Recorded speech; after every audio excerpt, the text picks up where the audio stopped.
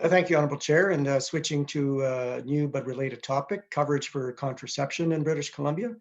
I'm going to say the question and then the preamble will come afterwards. So I guess it's not a preamble anymore.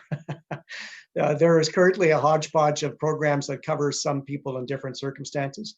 Rather than this patchwork approach, will government fund all prescription contraception at no cost to the user? Ideally, this would cover all available and federally approved methods, including IUDs, pills, injections, and any other prescription methods. Choice here is important, as not all methods work for everyone. It would be problematic to make only a narrow range of options available to people at no cost. Would have the effect of, due to financial constraints, potentially forcing people to use a method which resulted in undesirable side effects. As long as we rely on a patchwork of different programs, individuals will continue to fall through the cracks, face barriers associated with navigating various programs and completing complicated paperwork, or be forced to choose between privacy and access to contraception. This patchwork of programs also comes with high administrative costs.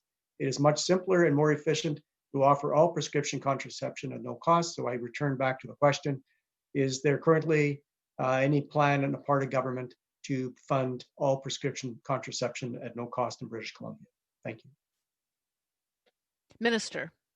Thank you to the member for his question. Obviously, such a decision would have significant cost implications, and it would involve a slightly different approach to the ones that governments have been systematically taking with respect to access to prescription drugs over time. I'll give you an example of the one I gave recently, where we, in the budget of the 2018 budget by the Minister of Finance, $105 million was the cost of the effort to reduce deductibles and to make prescription drugs more affordable for people who had low incomes.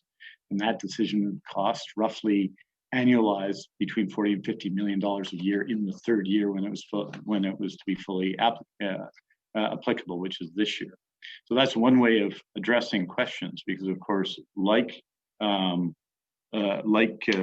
contraception and there are many other essential drugs out there. For example, I sometimes use insulin as an example, but because I use it, there are many people who might argue there should be first dollar coverage for insulin for people with type 1 diabetes, because should they not have access to insulin, then they would obviously not be able to live. And so it's fundamentally essential, as are hundreds of other prescription drugs in our system. So our approach in that case was to take the expenditure of tens of millions of dollars and provide a benefit to a group of people in society that included, by the way, access to contraception, because pharmacare covers a number of contraceptive products right now in its system. So those decisions made contraception within the pharmacare system much more affordable for people with low incomes. And the question would be, do we deal with that as a class? In other words, do we create first dollar coverage for specific things, or do we use the same amount of money to continue to raise deductibles? That would be the public policy choice. There's been a very strong public lobby, and the member's question reflects in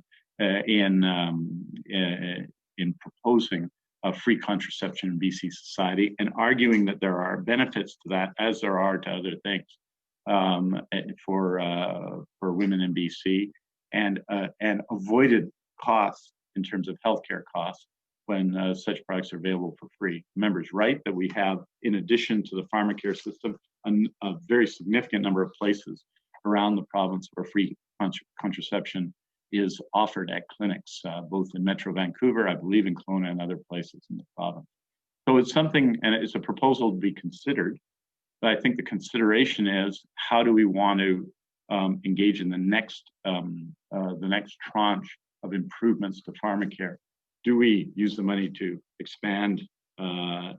potentially expand drugs outside of what we're covering now? Do we use the money to reduce the cost of prescription drugs and address the issue for contraceptions and other drugs of all people of lower income, to make them more affordable, and to stop the economic impediment for people getting access to the drugs they need, which would include contraception? Or do we go to what you call first dollar coverage for particular drugs? We have done that in a number of circumstances. For example, HIV/AIDS system, which is first dollar coverage.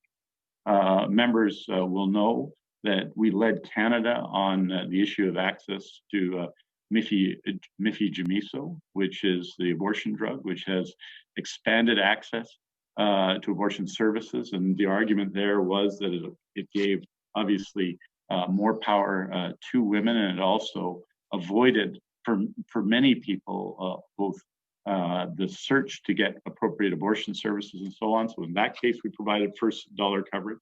So these are not, this is not something that we reject out of hand. It's one of the things that we're reviewing.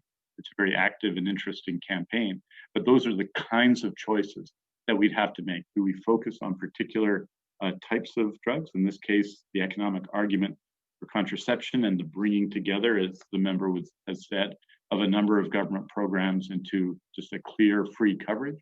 Or do we continue to expand access for low-income people? And these are some of the choices we have to look at and make, and in the coming years. Member. Thank you, Honourable Chair, and thank you to the Minister. My question follow-up on that was going to be, at what point does he expect government to have a decision on whether to fund or not fund? But he ended the answer with in the coming years. So is the Minister saying that there is no answer for the question within this fiscal year that we are debating this budget? Minister. Certainly, I'd say to the member that we're talking about a proposal that costs in the tens of millions of dollars, and so that is not a proposal that's funded within this budget year, but it's obviously an issue under active review, as are issues around the affordability of prescription drugs for low-income people and the costs of other categories of drugs. So it's been a very effective campaign. Certainly, I've heard what people have had to say, including not just the economic cost, but the economic value of such action. But that's something that we'll be considering in this fiscal year, but would await a future budget year because it's not funded in the current year's budget. Member. Thank you, Honourable Chair, and thank you for the Minister